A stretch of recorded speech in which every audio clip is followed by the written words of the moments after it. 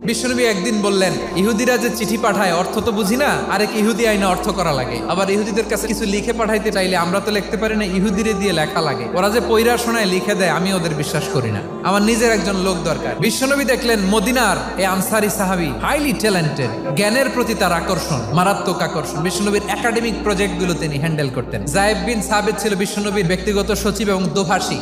ইহুদিরা কিছু লিখে দিলে এটার অর্থ বিশ্বনবীরে বুঝায় দিতেন। আবার ইহুদিদের কাছে কিছু লিখতে হলে তিনি লিখে দিতেন। বিশ্বনবী এই যায়েদ বিন সাবিতকে চুজ করলেন ল্যাঙ্গুয়েজের জন্য।